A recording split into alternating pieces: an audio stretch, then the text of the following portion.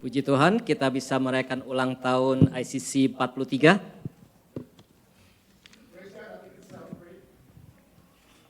Praise God that we can celebrate the 43rd anniversary of ICC.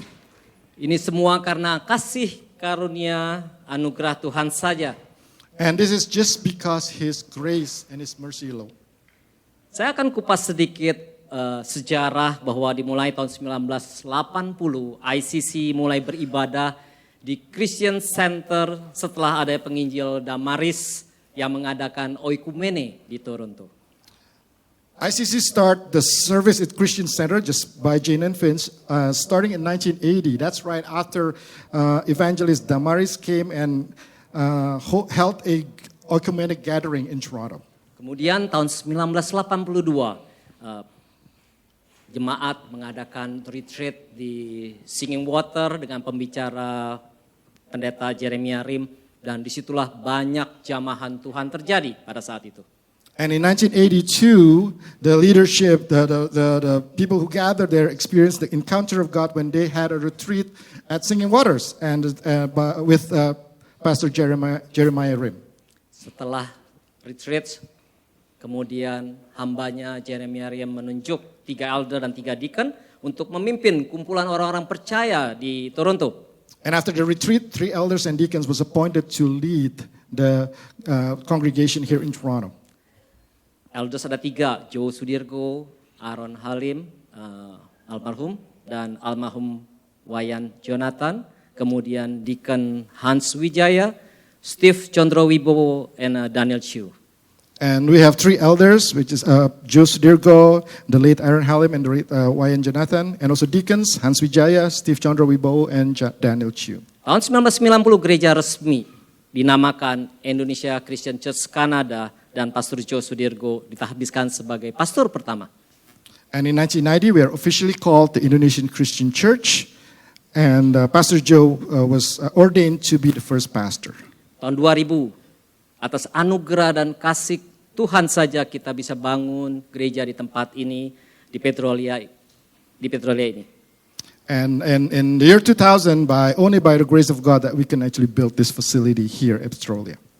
Itu sejarah singkat dari gereja dan saya bersyukur sekali, saya berterima kasih pada para pendiri, para pioneer, para pelayan Tuhan, mulai dari elder, deacon, ministry leader, panitia pembangunan, dan juga jemaat-jemaat yang berbakti sejak tahun 1980. And that is just a short story, and I'm so thankful for all the founders, the ministers and congregations that's been faithfully serving us in different capacities since the beginning. Ya, mereka masih setia hadir di gereja ini untuk memberi semangat kepada saya dan juga jemaat-jemaat yang baru, juga untuk generasi anak muda. And to this day, they are still faithful, coming here and worship with us and encourage the coming generations to put Jesus first. Umur 43 tahun bukan muda lagi, hampir setengah abad dan ada gelombang pasang surut seperti ombak di laut, seperti kehidupan pribadi, kehidupan rumah tangga. 43 years is not young. It's, we're almost hitting 50. But in that 43 years, there's a lot of things going on, waves and valleys and mountains, just like our personal life. Saya tadi sebelum kebaktian, saya bertanya kepada para senior, umur berapa? Berapa lama menikah? Wow, luar biasa. Umur 90 ada di sini, umur 88, 87 menikah sudah mungkin 60 tahun lebih. Luar biasa itu, saudara. And it's amazing. I got a chance to talk to some of the seniors here, and some of them are 90s, 88, 87, and they've been married for like 60 plus years. That is so amazing. Saya percaya, saudara, kita bisa menempuh dalam umur kita, perkawinan, ulang tahun gereja, itu karena kasih anugerah Tuhan saja. And it's only by grace that we can actually achieve all these years. Student yang dulu berbakti di tempat ini, mereka kembali ke Indonesia, mereka juga mendapat bekal, di-equip di gereja tentang spiritual mereka di Indonesia, kembalinya di Indonesia. And a lot of students who are here, they went back to Indonesia equipped for their spiritual life, spiritual growth. Saya dan juga saudara-saudara yang ada hadir di sini bisa menyaksikan betapa kasih Tuhan, kebaikan Tuhan, kesetiaan Tuhan yang menyertai kita semua bisa bergereja di tempat ini, saudara. And all of us who are here can witness, actually we are the witness of the grace of God. We can be together worshiping here today. 2 minggu lalu, bisa ini tolong. 2 minggu lalu saya sharing tentang created to serve community, diciptakan untuk melayani. 2 weeks ago I shared created to serve community. Kita semua diciptakan untuk melayani komunitas dari lingkungan terdekat, keluarga, kemudian gereja, kemudian tempat kita bekerja. We are called to serve the community starting from our inner circle, family, church, our workplace. Tuhan Yesus sendiri memberi contoh. Dia membasuh kaki murid-muridnya, di mana pada zaman dulu untuk membasuh kaki itu adalah budak atau hamba. Jesus gave an example when he washed his disciples' feet, and in that context of the time, washing feet is actually the job of a slave. Tuhan Yesus mengajar murid-muridnya, saya dan saudara, untuk melayani dengan kerendahan hati dan juga kasih. Jesus taught the disciples and also all of us to serve with humility and love. Puncaknya adalah ketika Tuhan Yesus merendahkan diri mati di kayu salib. And the ultimate is when he humbled himself to die on the cross. Tuhan Yesus mati untuk menebus dosa kita semua bagi yang percaya kepadanya. Jesus died to redeem us, those who believes in him. Ketika kita diciptakan untuk melayani komunitas, maka juga diperlukan suatu kunci, yaitu kesatuan untuk komunitas. When we are called to serve the community, there is a key that we need, and that key is unity. Kesatuan yang kokoh itu penting sekali, saudara, untuk komunitas dalam keluarga, di dalam gereja, agar kita bisa sama-sama melaksanakan amanat agung. And unity is a crucial, a very important principle for us to live together as a community, as a family, as a church. Nah, karakter untuk mendukung kesatuan adalah perlunya rendah hati, lemah lembut, sabar, kasih satu dengan yang lain, kemudian juga memelihara kesatuan roh. And the character to support unity is humility, kindness, patience, love, and preserving the unity of the Spirit. Selain unity, dalam kunci sebagai komunitas, ada satu hal lagi yang penting, yaitu kita perlu percaya bahwa ada sesuatu yang indah dalam diri seseorang. And another key to serve the community is to believe, to realize that we need to believe the best in others. Karena saudara, pada pagi hari ini kita mau bahas tentang ada sesuatu yang terbaik dalam diri seseorang. And today we're going to talk about that, believing the best in others. Kita akan sama-sama baca, di situ sudah tertera Matius 9 ayat 9 sampai 13 dikatakan, setelah Yesus pergi dari situ, ia melihat seorang yang bernama Matius duduk di rumah cukai, lalu ia berkata kepadanya, ikutlah aku. Maka berdirilah Matius lalu mengikuti dia. And as Jesus passed forth from thence, he saw a man named Matthew sitting at the receipt of custom. And he saith unto him, follow me. And he arose and followed him. Ayat 10, slide-nya. Kemudian ketika Yesus makan di rumah Matius, datanglah banyak pemungut cukai dan orang berdosa dan makan bersama-sama dengan dia dan murid-muridnya. And it came to pass, as Jesus sat at meat in the house, behold, many publicans and sinners came and sat down with him and his disciples. Ayat 11, ya. Pada waktu orang Farisi melihat hal itu, berkatalah mereka kepada murid-murid Yesus, "Mengapa gurumu makan bersama-sama dengan pemungut cukai dan orang berdosa?" And when the Pharisees saw it, they said unto his disciples, "Why eateth your master with publicans and sinners?" Next slide. Ya, ayat 12. Yesus mendengarnya dan berkata, "Bukan orang sehat yang memerlukan tabib, tetapi orang sakit." But when Jesus heard that, he said unto them, "They that be whole need not a physician, but they that are sick." Next slide.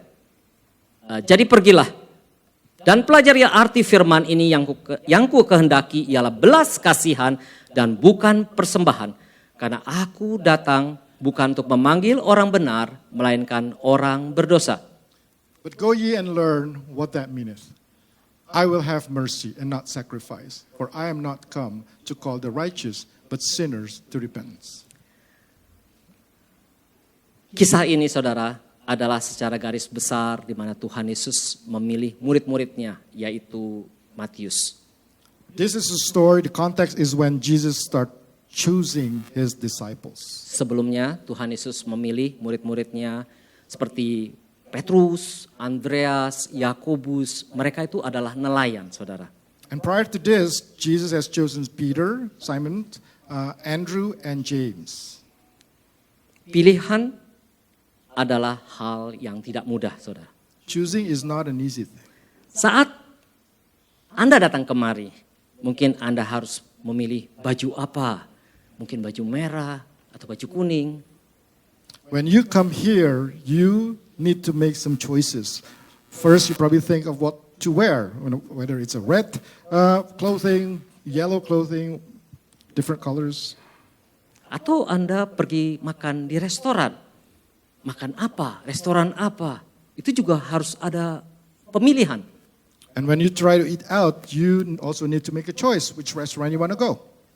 Anak saya sering adventure, mencoba makanan yang bukan Indonesia atau Chinese atau Korea. Mereka mencoba makanan-makanan misalnya Ethiopia, Somalia, Tibet, dan sebagainya. My children love to go on adventure and try different kind of food that is not Indonesian, Chinese, Korean, or Western. So they tried Ethiopian food, Somalian food, Tibetan food, different kind of food. Kanada adalah negara yang paling banyak menerima imigran, sehingga di Kanada kaya sekali dengan makanan-makanan yang unik dari berbagai negara.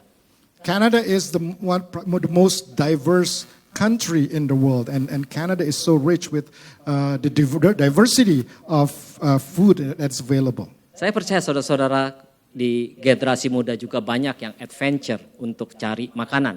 I believe the young people here also love to explore different kind of food.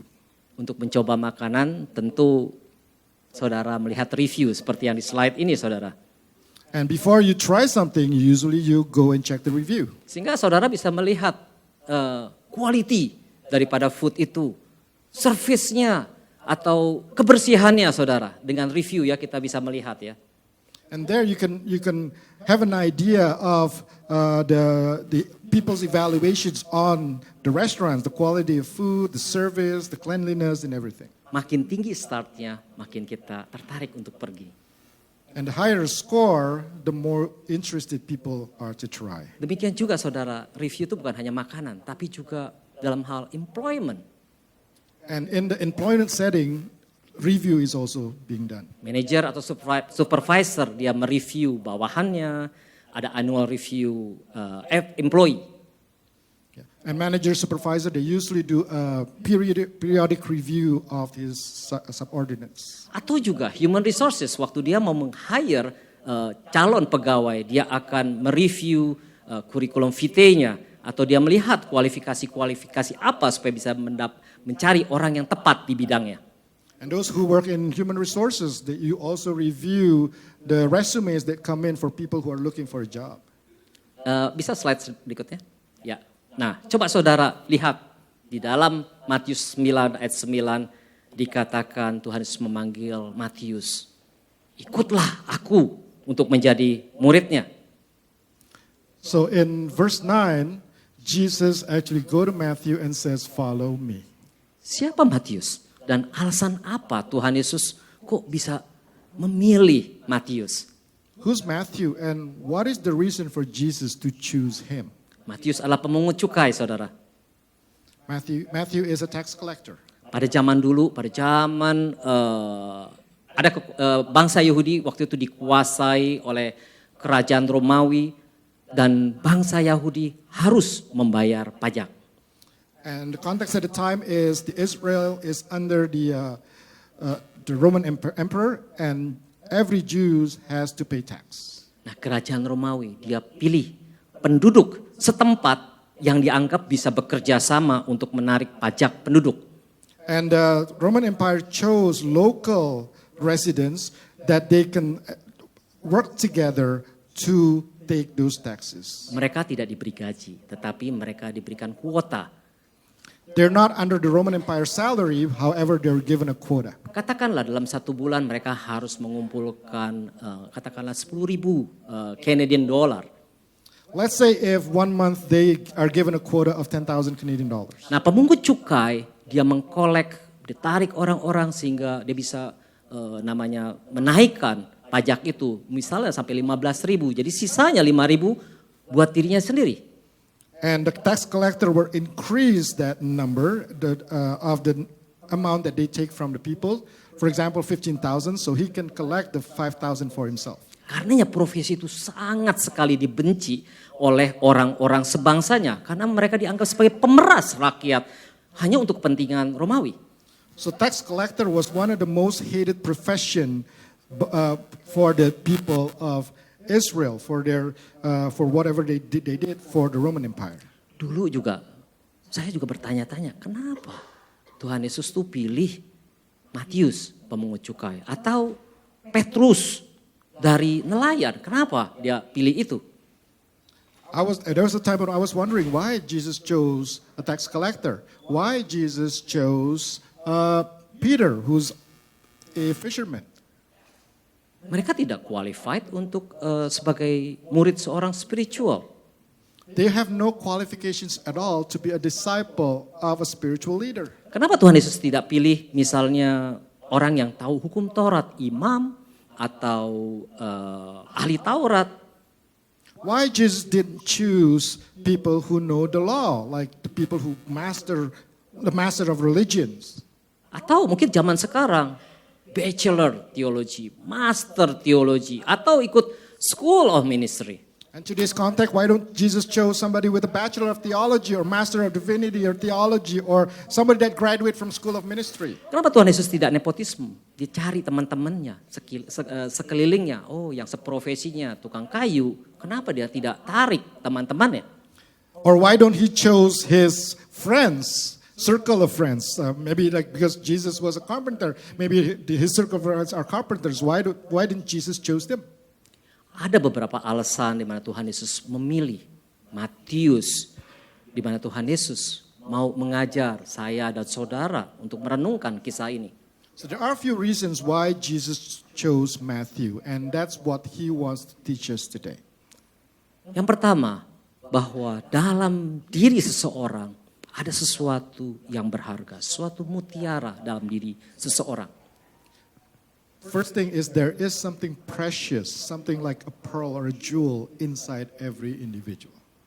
Dunia melihat Matius kotor, tidak bermoral, tidak berharga, jahat sekali.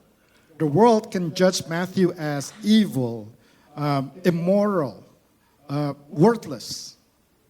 Tetapi kacamata Tuhan Yesus, cara pandang Tuhan Yesus itu berbeda dengan dunia. But the way Jesus sees people different than the way the world sees people. Tuhan percaya, dia believe bahwa dalam diri Matius ada sesuatu yang indah. And he believed that there is something precious in Matthew. Apakah itu suatu kepribadian, karakter, atau hal-hal lain di mana orang lain nggak bisa melihat siapa Matius itu? Maybe it's his personality, his character, or maybe there are other things that people don't see in him. Umumnya orang dunia akan menilai seseorang baru memilih menjadi pegawai atau bahkan istri. The way the world works, usually we judge or evaluate people before we choose them.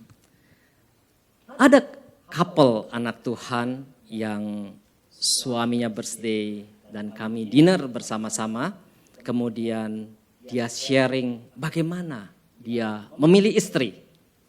There's a couple that when their birthday we celebrate together, and he shared how he chose a wife. Saya makan bersama-sama dengan couple ini. I had some dinner with this couple. Kemudian dia menceritakan bahwa waktu dia memilih istri, dia mempunyai 200 kriteria checklist. So when he chose a wife, he has 200 checklists. Bayangkan saudara, 200. I'm also amazed. And I was amazed, how do people come up with 200 criteria? Praise the Lord. This is miracle, this is anugerah Tuhan. Dia bisa mendapatkan istri dengan more than 190, lebih dari 190 checklist dia dapatkan. And I believe only by His grace that He can find somebody that fits more than 190 of His checklist. Itu bukan suatu kebetulan, itu adalah suatu anugerah dan kasih karunia kepada anak-anak Tuhan. And that is grace that God's given to His children. Kalau Tuhan Yesus percaya ada sesuatu yang indah pada diri Matius, sebaliknya orang Farisi menilai Matius itu jahat, kotor, berdosa, dan sebagainya. So when Jesus saw something precious in Matthew, the Pharisees saw something evil and worthless and dirty in Matthew. Bukan hanya Matius saja orang Farisi menilai, tapi Yesus juga dinilai oleh orang Farisi. So the Pharisees not only try to evaluate Matthew, but they actually try to evaluate or to judge Jesus. Next slide please. Di slide berikutnya di ayat 11 dikatakan, pada waktu orang Farisi melihat hal itu, berkatalah mereka kepada murid-murid Yesus, mengapa gurumu makan bersama-sama dengan pemungut cukai dan orang berdosa? So when the Pharisees saw this, they asked his disciples, why does your teacher eat with tax collectors and sinners? Siapa orang Farisi? So who's these Pharisees? Orang Farisi adalah orang Yahudi yang sangat spiritual. The Pharisees are Jews who are very spiritual. Mereka adalah pemuka agama, pengamat, penegak hukum yang sangat teliti, yang sangat detail. There are the religious leader. They are the one that keep the law, that is very, very persistent and detailed in keeping the law. Mereka beranggapan bahwa Tuhan Allah mencintai orang-orang yang taat hukum Taurat dan menghukum orang-orang yang tidak patuh hukum Taurat. In their view is God loves those who obey the law and punish those who disobey the law. Karenanya orang-orang Farisi mengawasi gerak-gerik Tuhan Yesus pada waktu dia pelayanan. That's why the Pharisees watch every movement of Jesus when Jesus did his ministry. Saya mencatat bahwa di Matius 4 dikatakan Tuhan Yesus mengajar dan menyembuhkan banyak orang. Tuhan Yesus mengajar khotbah di bukit. In Matthew and the book of Matthew, it actually written that Jesus taught and healed many people. Jesus taught the Sermon on the Mount. Dan Tuhan Yesus juga meredakan angin ribut, dia juga menyembuhkan orang-orang yang kerasukan setan. Jesus stopped the storm, Jesus cast out demons. Setiap aktivitas mereka mencari-cari kesalahan Yesus, apakah ini menyalahi atau bertentangan dengan hukum Taurat. And they watch every single thing that Jesus did to judge whether what Jesus did actually in keeping the law or it actually breaking the law. Karena tidak heran kalau orang Farisi itu berkata, mengapa gurumu makan bersama-sama dengan orang pemungut cukai dan orang berdosa? That's why it's not surprising when they ask the disciple, why Jesus dined in with the tax collectors and sinners? Respons, next slide please. Respons daripada Tuhan Yesus adalah di ayat 12 dikatakan, bukan orang sehat yang memerlukan tabib, tetapi orang sakit. And to respond this, Jesus said, it is not the healthy who needs a doctor, but the sick. Respons yang bagus dan masuk akal. Memang orang tidak ada orang sehat. Apa maksudnya tuh? Nggak ada orang yang sehat tuh ke dokter gitu. And that is a very logical response because no healthy people go to the doctor. Tuhan Yesus memang tahu betul Matius itu seorang pemungut cukai, dia seorang berdosa, tidak bermoral. Kalau di review mungkin skornya 0 dari 4 star atau skornya 1 dari 10 scale. And Jesus showed, yes, Matthew was a tax collector. He was a sinner. He was an immoral person. And, if you put Matthew on a review, the score is maybe 0 or 1. Tetapi Tuhan Yesus tahu bahwa di dalam diri Matius ada suatu kelebihan di mana orang lain tidak dapat melihat. But Jesus saw something different, something that is good in Matthew that people fail to see. Yang pertama adalah Matius itu menyadari dia berdosa dan berani berubah. So first thing is Matthew admit and realize that he is a sinner and he needs to change. Dan kalau saudara lihat tadi waktu dikatakan ikutlah aku, dia spontan untuk ikut karena dia menyadari dia berdosa, dia ingin berubah. So when Jesus said follow me, he spontaneously stood up and followed him. Matius tidak tunggu-tunggu. Oh, tunggu dulu, saya mau tanya. Spouse saya atau keluarga saya boleh apa enggak saya ikut Yesus? Atau saya mungkin pikir-pikir dulu, ada untung ruginya enggak? Karena dia seorang pemungut cukai, ada untung ruginya enggak kalau saya ikut Tuhan Yesus? Because there is a chance that he is gonna, instead of just follow him right away, he's gonna say, well, let me check out with my family first. Or being a tax collector, he's probably gonna weigh in the benefit of following Jesus. Itu orang lain tidak bisa melihat apa yang ada dalam hati seorang Matius. And nobody could actually see what is in the heart of this person, Matthew. Yang kedua adalah Matius adalah seorang yang setia. The second point is Matthew is faithful. Matius mengikuti Yesus waktu dia mati di kayu salib, dia mengikuti. Matthew followed Jesus until his death on Dia the menjadi cross. salah satu saksi dari kebangkitannya. Matthew became one of the witness of his resurrection. Dia menjadi salah satu saksi waktu Yesus naik ke surga. Matthew witnessed when Jesus was called up to heaven. Matius ikut berdoa bersama-sama pada waktu dia menunggu Roh Kudus datang. Matthew was there with the disciples praying when there's an outpouring of the Holy Spirit. Matius adalah penulis kitab Matius. Matthew wrote the scripture that we can see now, the book of Matthew. Dalam sejarah Matius, dia menjadi rasul yang menginjili ke Ethiopia, Persia, Makedonia, dan Suria. And if you look at history, Matthew was the apostle that went to Ethiopia, Persia, Macedonia, and Syria to preach the gospel. Saudara bisa melihat bahwa ada sesuatu yang indah dalam diri seorang Matius yang kotor. You can see there is something beautiful in Matthew, which probably we see as somebody that is evil. Tuhan Yesus melihat hati seseorang. Next slide please. Ada tertulis dalam firman-Nya 1 Samuel 16 ayat 7b dikatakan bahwa bukan yang dilihat manusia, yang dilihat Allah. Manusia melihat apa yang di depan mata, tapi Tuhan melihat hati. In Samuel 16 it's written, the Lord does not look at the things that people look at. Tuhan People Yesus- look at outward appearance, but the Lord looks at the heart. Tuhan Yesus mengajarkan kita bahwa di dalam diri seseorang pasti ada sesuatu yang indah yang kita tidak ketahui. What Jesus is saying to us today is there is something precious inside every individual. Gereja ICC sudah berumur 43 tahun. Ada beberapa jemaat ICC yang sudah kembali ke rumah Bapa di surga. In the course of ICC in the 43 years, some of our congregations has journeyed into the house of God right now. Ada jemaat yang dulu masih muda ikut ICF pemuda. Kemudian sekarang sudah retired. And there are people who were young joining in and now they're retired. Ada jemaat yang datang pada tahun 2000-an pasca 98. Ada juga jemaat yang datang kurang dari 10 tahun. And there are people who came in before 98 and there are people who came in less than a year. Ada jemaat sebagai student kemudian menikah di Kanada. Ada jemaat anak-anak bond di Kanada sekarang sudah bekerja bahkan ada yang menikah. And there are people who came here as a student and now they've probably in the workforce and they get married.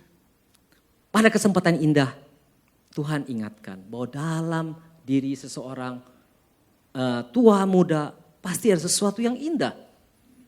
And God reminds us in every individual there's something good that God is doing in their life. Sekarang sudah waktunya bahwa generasi anak muda untuk tampil bukan sebagai anak tetapi sebagai leader. And this is the time for the younger generations, the coming generations to come up not just as children but as leaders. Saya encourage untuk orang yang tua memberi kesempatan kepada generasi muda untuk tampil dan berikan space, berikan ruangan untuk mereka bisa bergerak. And I just want to encourage the older generations like us to make room and space for these younger generations to come up.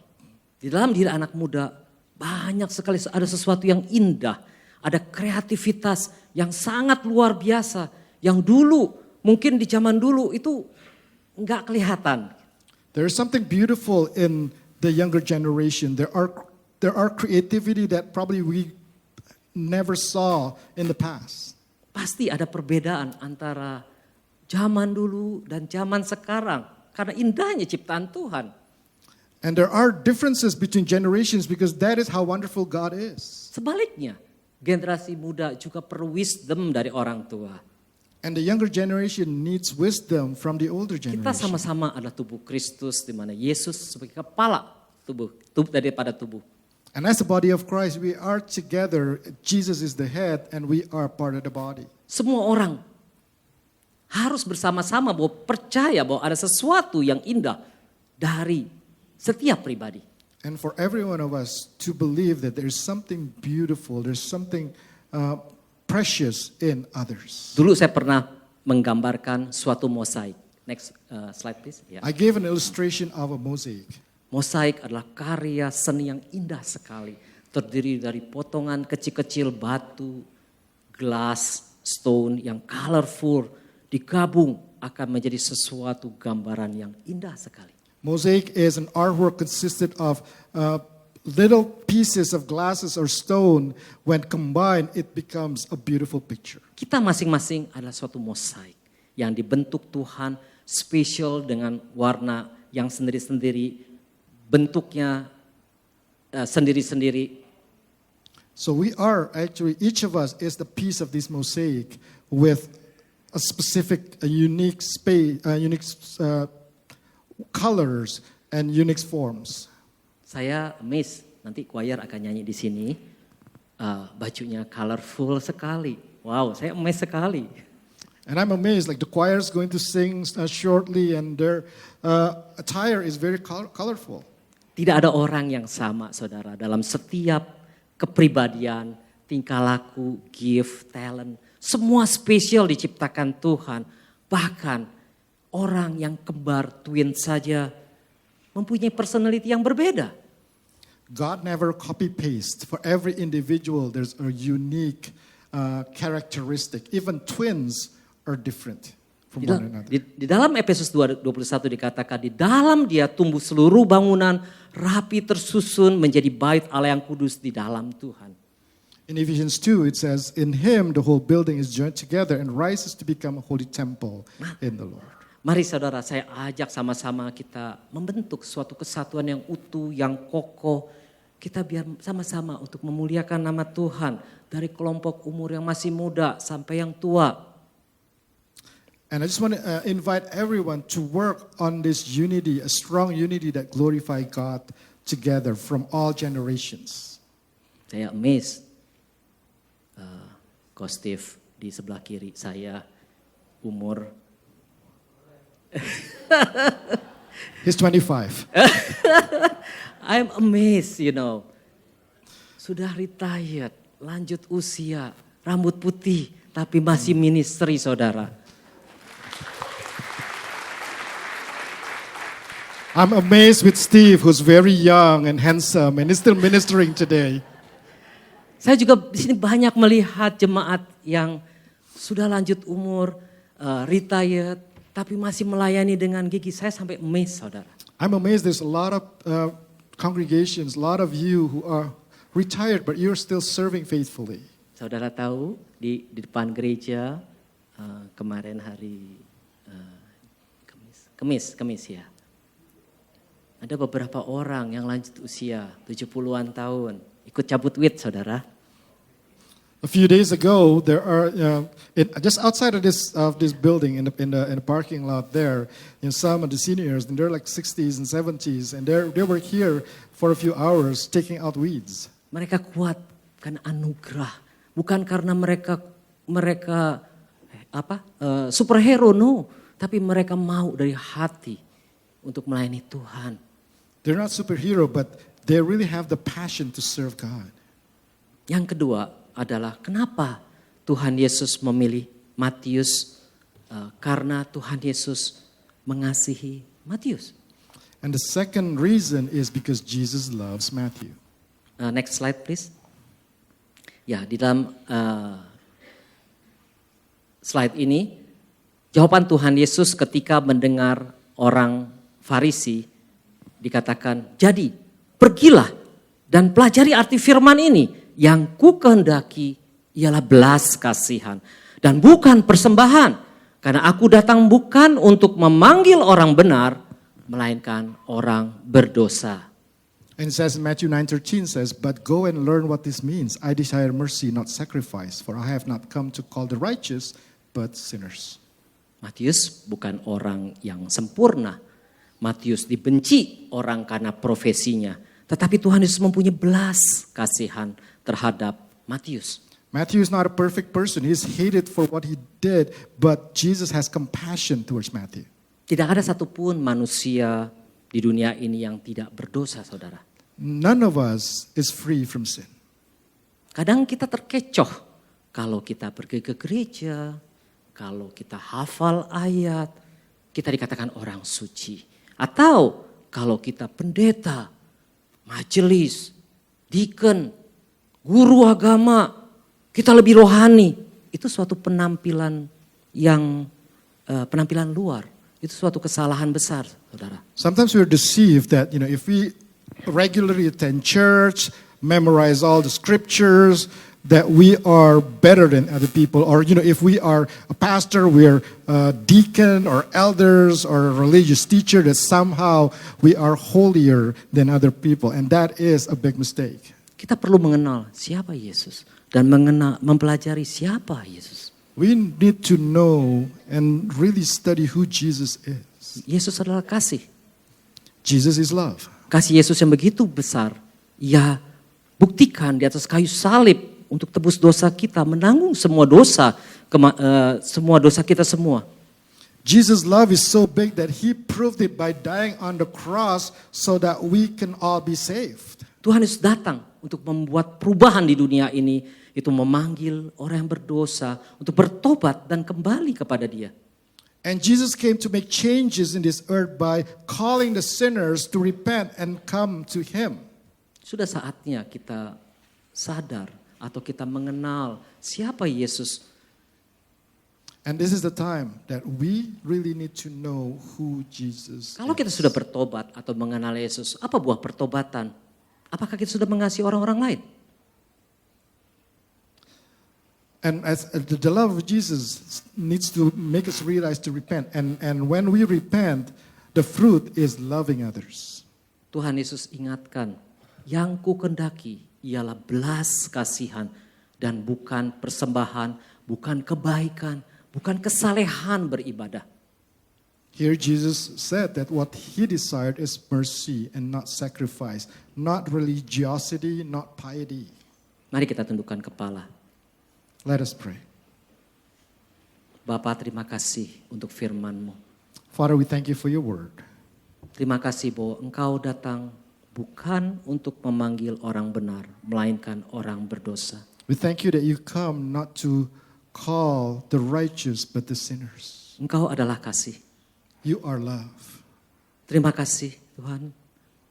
Karena Thank you, begitu Lord. besar kasih-Mu akan dunia ini, sehingga Engkau telah mengaruniakan anak-Mu yang tunggal, supaya setiap orang yang percaya kepadanya tidak binasa, melainkan beroleh hidup yang kekal.